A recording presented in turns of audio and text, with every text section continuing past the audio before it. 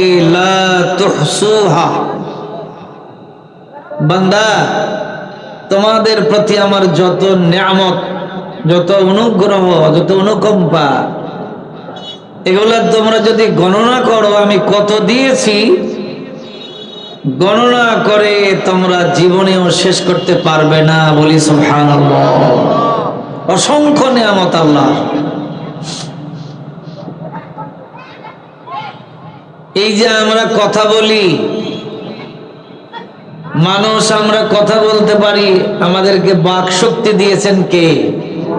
আল্লাহ। গরু, ছাগল, ভেড়া, উট, দুম্বা, কত প্রাণী আছে, সব কি কথা বলতে পারে? পারে না। এটা কার নিয়ামত? আল্লাহর। পা দ্বারা আমরা হাঁটি, চলার সময় আমরা অনেকেই অনেক রকমের স্যান্ডেল, জুতা এগুলো আমরা ব্যবহার করি। কারো জীবনে কি স্যান্ডেল আর জুতা সংখ্যা একটা আর দুটা? বলেন তো।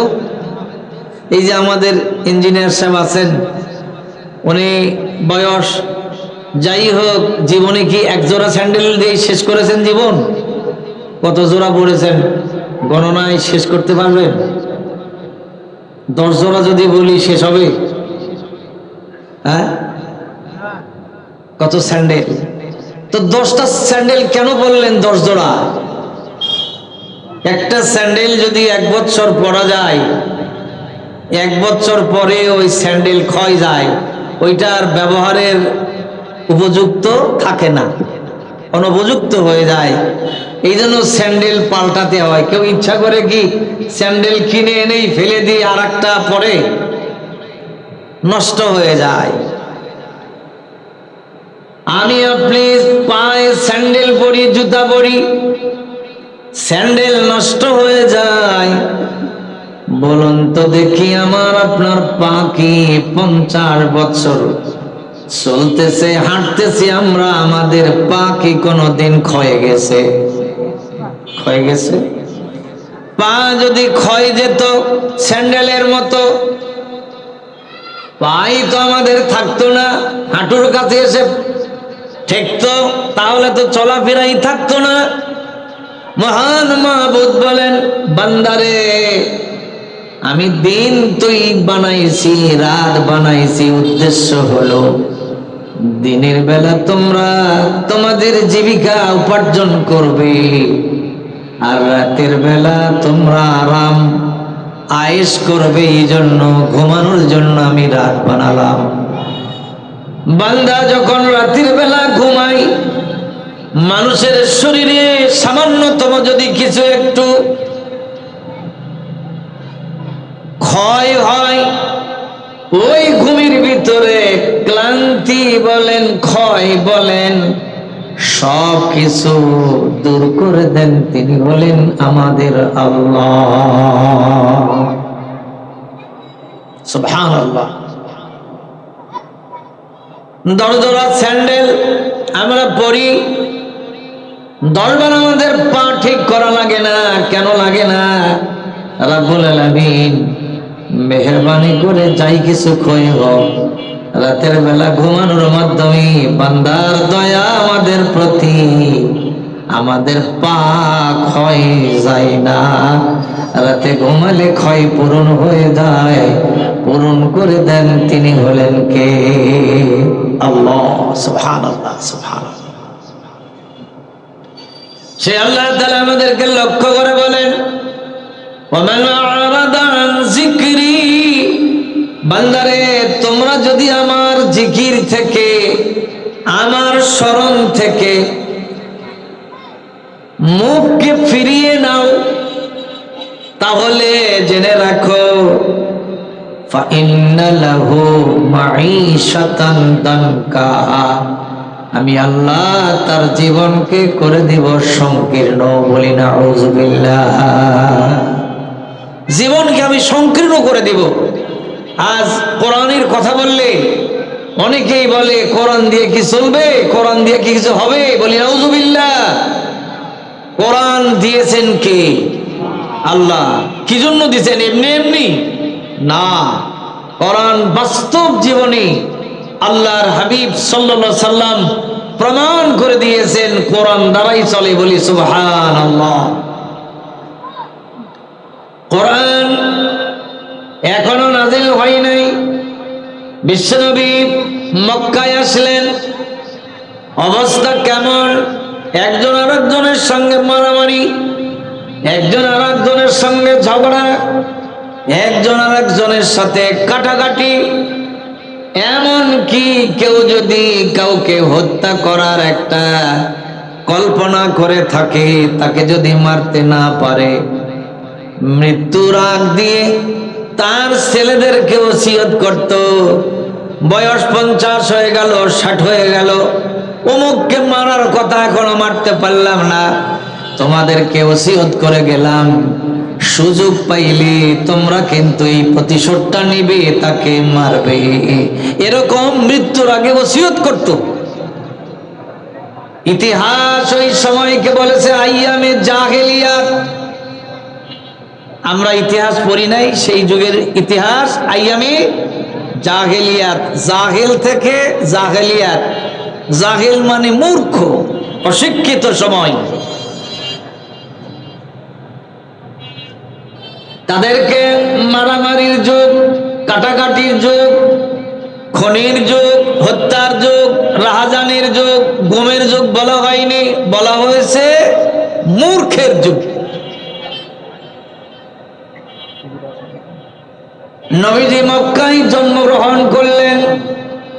মক্কায় জন্মগ্রহণ করার পরে তিনি পৃথিবীতে যখন আসলেন, মার পেটে কয়েক মাস বাবা ইন্তেকাল করে গেছেন। কিছুদিন জন্মের পরে বয়স দাদা ইন্তেকাল করলেন, তারপরে মা ইন্তেকাল করলেন। এমনি করে ইতিম নবী পৃথিবীতে আসলেন। আল্লাহ রাব্বুল আলামিন যাকে নবী বানান, দৈহিকভাবে তাদেরকে সুন্দর করেন, চারিত্রিক দিক দিয়ে সুন্দর করেন। গোটা মানুষ আরবের যারা দুষ্কৃতী ছিল, কিন্তু আমার নবীকে কোনোদিন খারাপ ভাবে তারা বলতে পারে নাই, বরং তারা বলতো তিনি আল আমিন। তিনি হলেন বিশ্বাসী, মানুষের ক্ষতি করেন না, আদর্শ, ভদ্র, তার দ্বারা কেউ প্রতারিত হয় না, তার দ্বারা কেউ দুঃখিত হয় না। তিনি সকলের সাথে ভালো ব্যবহার করেন, সব মানুষ তাকে আল আমিন বলতো, বলি সুবহানাল্লাহ। চরিত্রবান সর্বদিক থেকে তারা বলতো। কিন্তু নবীজি 25 বছর বয়সে বিয়ে করলেন। মা খাদিজা রাদিয়াল্লাহু তাআলা আনহার সঙ্গে বিয়ে হলো। আরবের সব থেকে ধনাঢ্য মহিলা ছিলেন মা খাদিজা। বিবাহের পরে নবীজি একটু স্বাবলম্বী হলেন। আল্লাহর হাবিবকে বললেন, আমার যত সম্পদ সব আপনি মালিক, যেখানে ইচ্ছা খরচ করতে পারেন, কোনো অসুবিধা নাই। নবীজি ওই 25 বছর বয়স থেকে নিয়ে ইনি হজ করে আসছেন। জানবেন, অনেকেই যারা গেছেন জানেন, মক্কা শরীফ থেকে সোজা পূর্ব দিকে মিনা, ওই মিনার নিকটে একটা পাহাড় আছে, জাবালে নূর পাহাড়। ওই পাহাড়ের মাথায় একটা চূড়া আছে, তার নাম গারে হেরা।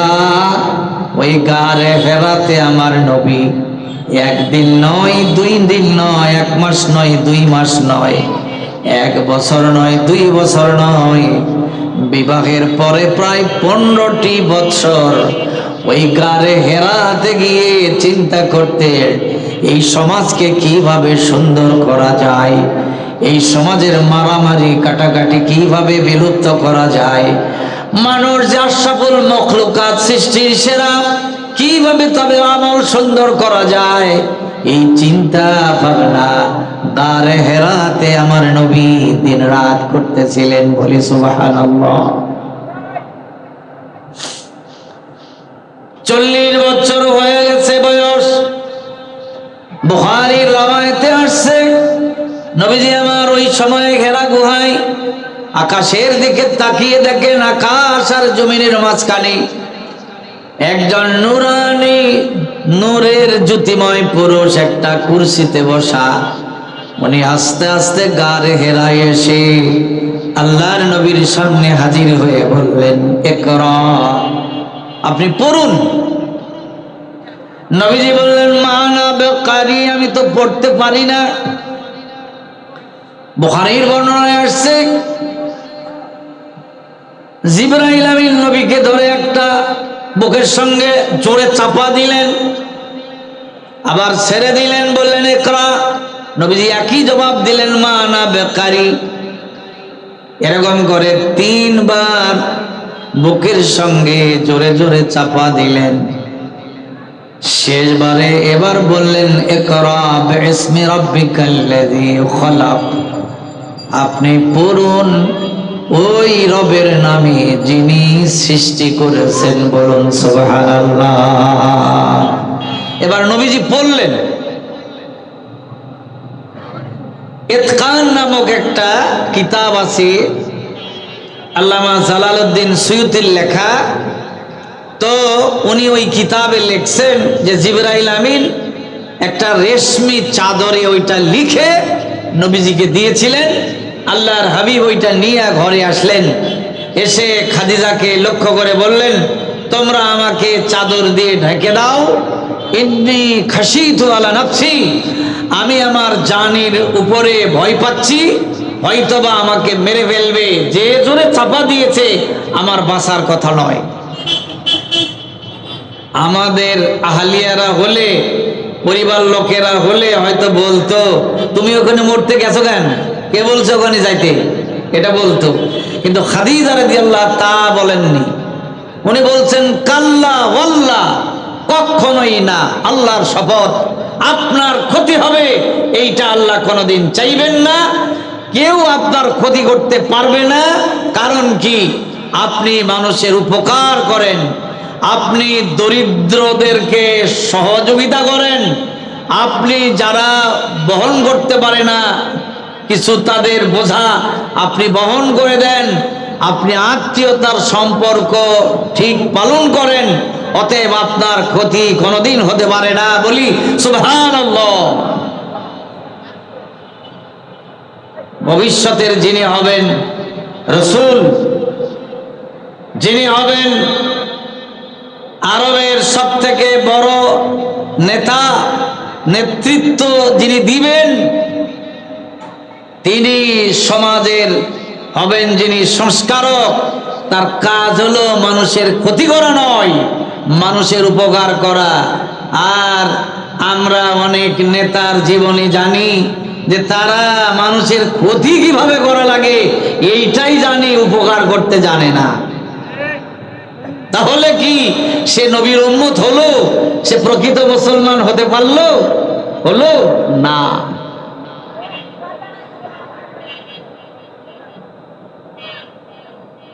মুহাম্মাদুর রাসূলুল্লাহ সাল্লাল্লাহু আলাইহি সাল্লাম, তার কাছে কোরআন নাজিল হলো।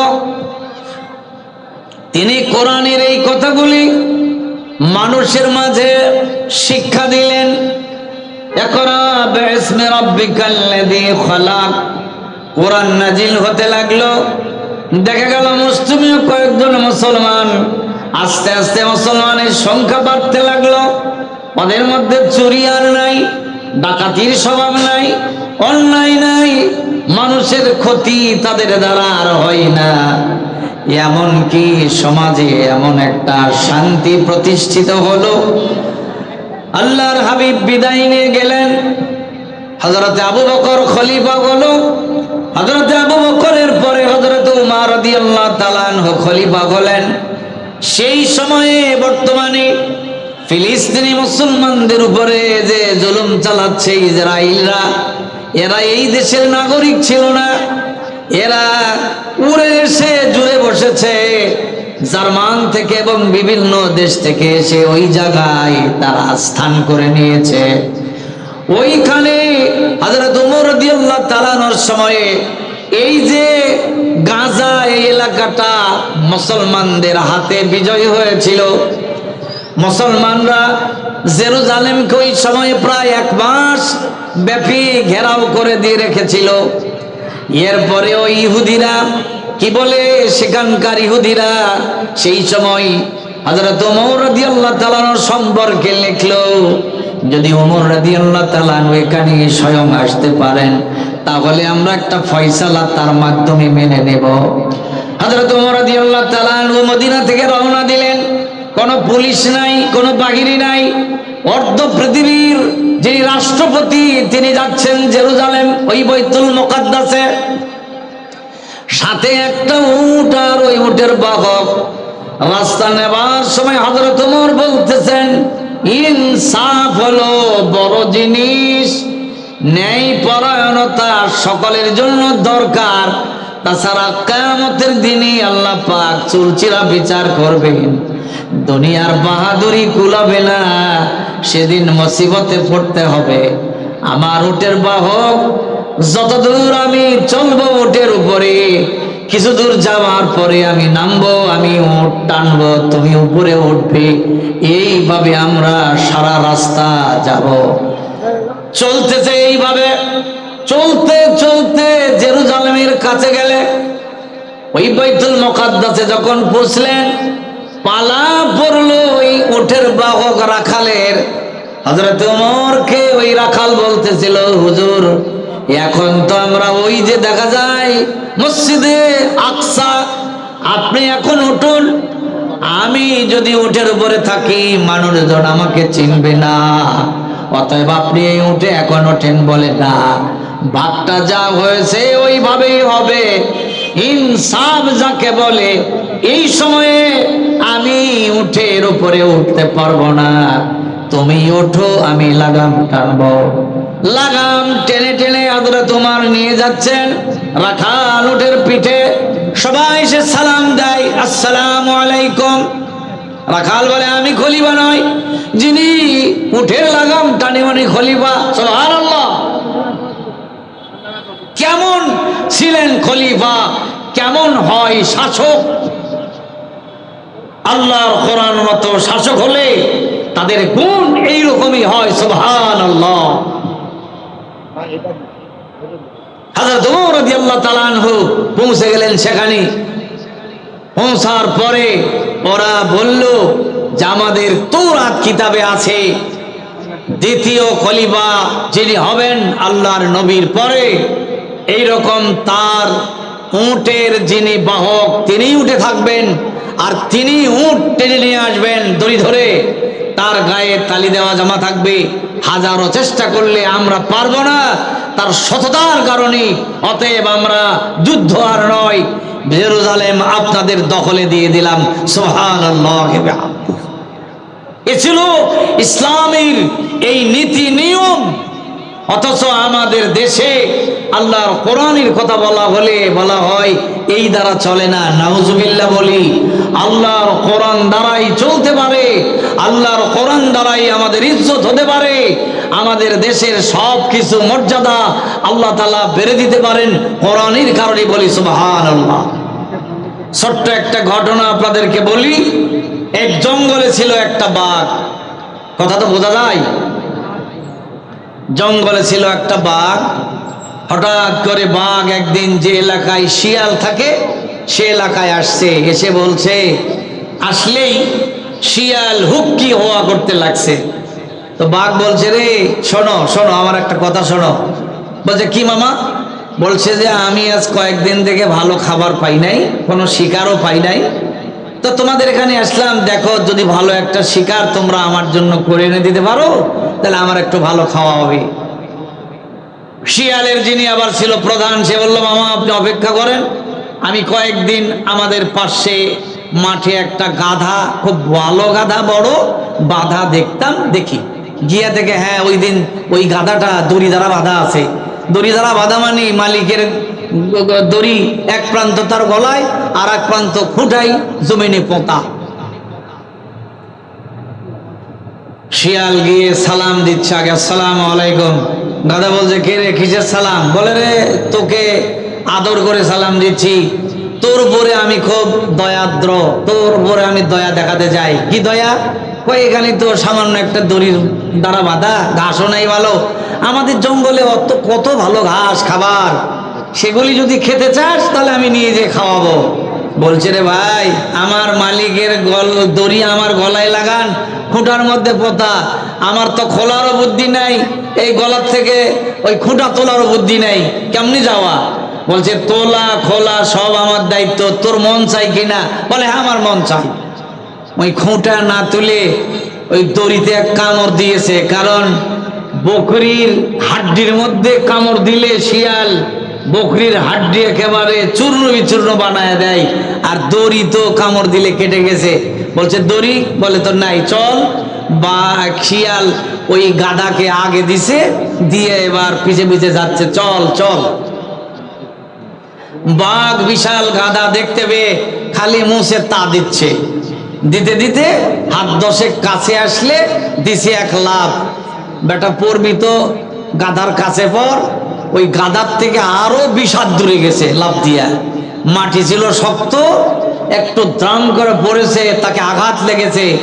10 মিনিট সামলাতেই গাধা মনে করলো কি ঘাস আমাকে খাওয়াবে, আমার জীবনই তো খতম। এই বলে এক দৌড়ে মাঠ পার হয়ে মালিকের বাড়ি গিয়ে হাজির। 10 মিনিটের মধ্যে বাঘ নিজেকে সামলিয়ে বলছে শিয়াল মামা। বলছে কে রে? শিকার।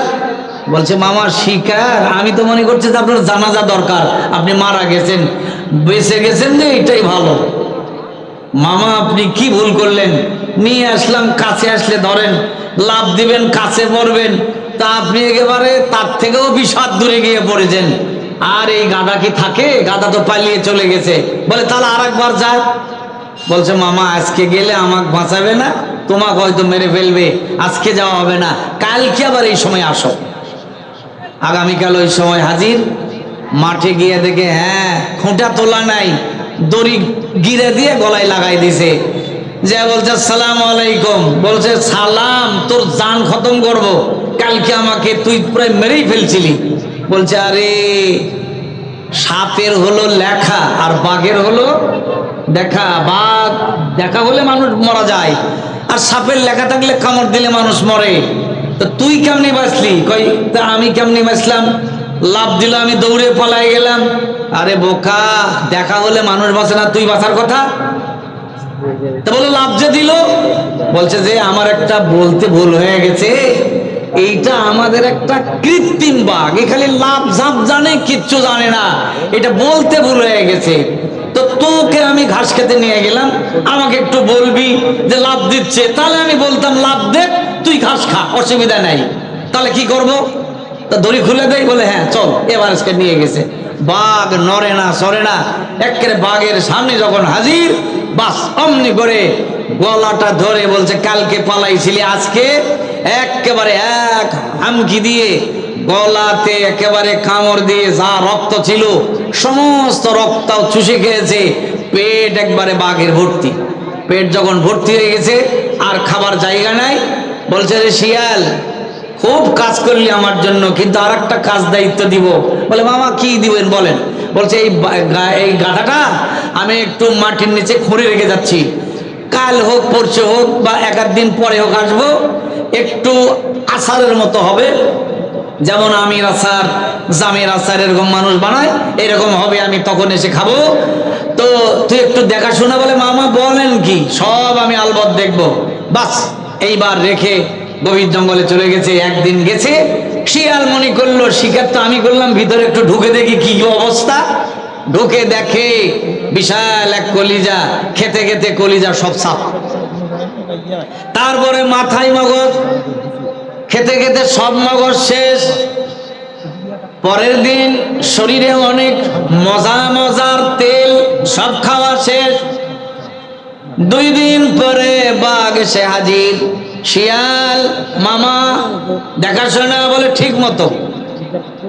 এবার বাঘের নিয়ম, প্রথমে কলিজা খাবে, বুক ফেরে দেখে কলিজা নাই, মগজ খাবে, মাথায় হাত দিয়ে দেখে মগজ নাই, ভিতরে কোনো তেল নাই, মজাদার খাওয়ার কিছু নাই। বলল শয়তান কথাকার, আমার শিকার আর তোর খাওয়া, তোর গোষ্ঠী সাফ করব। শিয়াল বলে মামা গোষ্ঠী সাফ করেন, আমাকে সাফ করেন, আপত্তি নাই, শুধু 1 মিনিট সময় দেন আমার একটু কথা বলার। বলে বল। বলছে মামা এই গাধাটা প্রথম দিন আপনি আসলে আমি আনলাম, আপনার ভুল লাভ দেওয়া পালিয়ে চলে গেল। পরের দিন আবার এই গাধা আনলাম, আপনি বলেন যে এই গাধাটা মরতে মরতে চলে গেল। 9টা বাজে না, বাজে 2 মিনিট আছে। আচ্ছা ঠিক আছে, নিয়ে আসেন ডক্টর, আমি শেষ করে যাচ্ছি। তো আপনি মরতে মরতে এই গাধা চলে গেল, পরের দিন আবার ধরে আনলাম, আপনি বলেন যদি এই গাধার মাথায় মগজ থাকতো, আর বুকে যদি কলিজা থাকতো, আর গায়ে যদি ভালো তেল থাকতো, তাহলে মরতে মরতে চলে গেছে, আবার কি মরার জন্য হাজির হতো? আপনি বুঝে সুঝে বলেন। বাঘ এবার বলে বাস্তব কথাই তো তাই, মাথার তো মগজ থাকলে দ্বিতীয়বার মরতে আসতো না, বুকে কলিজা থাকলেও আর দ্বিতীয়বার মরতে আসতো না। বাস্তবেই এটা মগজ শূন্য, এটা কলিজা শূন্য, তেল শূন্য। আসলে কি এই গাধা তাই? খাইলো কে? শিয়াল। বাইরে আমার আজ কিছু শিয়াল পণ্ডিত, নাম হয়তো বা মুসলমান, মুসলমানের নাম মুসলমান নয়, প্রকৃতপক্ষে নাম মার্কা মুসলমান। আরো আছে কিছু বিজাতীয় শিয়াল, ইহুদি নাসারাদের মধ্যে কিছু শিয়াল। মুসলমান হলো বাঘের জাতি, এই জাতির জন্য আল্লাহ কোরআন দিয়েছেন। এরা বোঝাচ্ছে এই কোরআনের মধ্যে কিছু নাই, না কলিজা আছে, না মগজ আছে, না তেল আছে। বাইরা আমার ওই বাঘ যেমন বুঝ নিয়েছিল, আমরাও যদি ওই বুঝটা নেই তাহলে কি সঠিক হবে? ও মুসলমান, এই কোরআনের মধ্যে আপনার মগজ আছে, ওই আপনার কলিজা আছে, মুসলমানের জন্য সব আছে। দুনিয়ার সব উন্নয়ন রাব্বুল আলামিন